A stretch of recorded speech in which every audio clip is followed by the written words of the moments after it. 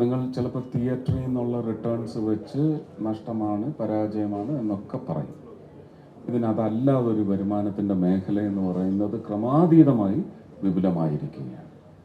ഇതിനകത്ത് ഒരു പാട്ട് എത്രയാണ് യൂട്യൂബ് ചാനലിലോ അല്ലെങ്കിൽ അതിനേക്കാൾ റിവാർഡിംഗ് ആയിട്ടുള്ള ചാനലുകളിൽ പോകുന്നത്.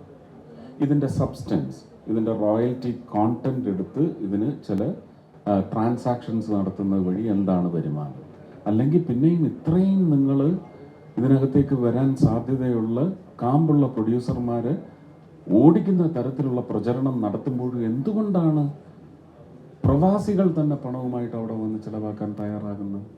അപ്പോൾ ഇതിനകത്ത് ഒരുപക്ഷെ പ്രോഫിറ്റ് നെറ്റിൽ നമുക്ക് അനലൈസ് ചെയ്ത് ഡേറ്റ എടുക്കാൻ പറ്റാത്ത തരത്തിലുള്ള ചില വരുമാനങ്ങൾ ഉണ്ടാകുന്നുണ്ട് എന്നുള്ളത് സത്യമാണ്. അല്ലെങ്കിൽ ഈ വ്യവസായം ഇങ്ങനെ നിലനിന്ന് പോകത്തില്ല. നമ്മൾ 38-42 ലക്ഷം രൂപയ്ക്കാണ് ന്യൂഡൽഹി എന്ന് പറയുന്ന സിനിമ ഫസ്റ്റ് കോപ്പി.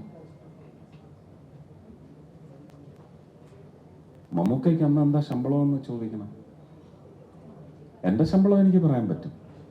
25,000 രൂപയാണ് എനിക്ക് എൻ്റെ ശമ്പളം. 25,000. മമ്മൂക്കയുടെ ശമ്പളം ഏകദേശം എനിക്കറിയാം, പക്ഷെ അത് ഞാൻ പറയാൻ പാടില്ല, മാന്യതയില്ല.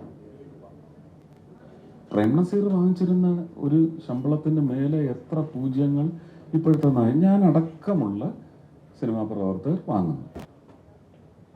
അപ്പോൾ ഇത് തരുന്ന ഒരു സംവിധാനം നിർമ്മാതാവെന്ന നിലയ്ക്കോ അല്ലെങ്കിൽ ക്രിയേറ്റീവ് സെഗ്മെന്റിന്റെ തലത്തിലോ ഉണ്ടെങ്കിൽ അതിന് പുഷ്ടി വർദ്ധിപ്പിക്കാനുള്ള സംവിധാനങ്ങൾ ശക്തമാണെന്ന് നമ്മൾ മനസ്സിലാക്കണം. അല്ലാതെ തിയേറ്ററിൽ രജിസ്റ്റർ ചെയ്ത് വരുന്ന ഒരു വരുമാനം മാത്രമല്ല ഇതിൻ്റെ വരുമാനം.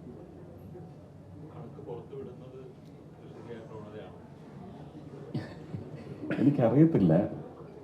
എനിക്ക് തോന്നുന്നത് വരുന്നതിൽ ഒരു 80% ആൾക്കാർക്കും ഇതിനകത്ത് അവർക്ക് മറ്റ് പല ബിസിനസ്സുകളും കാണും.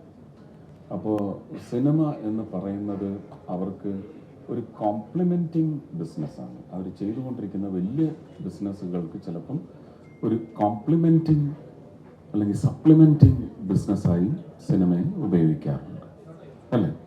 പിന്നെ സിനിമയുടെ പ്രൊഡ്യൂസറുടെ ബിസിനസ് സ്ഥാപനങ്ങൾ എന്ന് പറയുന്ന ആ സ്ഥാപനങ്ങളുടെ പ്രോഡക്ട്സിനൊരു വലിയ പ്രൊമോഷൻ ലഭിക്കുന്നുണ്ട്. അതാണ് ഞാൻ പറഞ്ഞത്.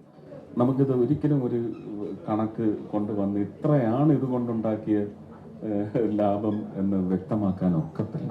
എനിക്ക് തോന്നുന്നു അങ്ങനെ ഞാനൊരു നിർമ്മാതാവായി കഴിഞ്ഞ് ഇത് അനുഭവിച്ചാൽ എനിക്കത് പറയാൻ പറ്റും.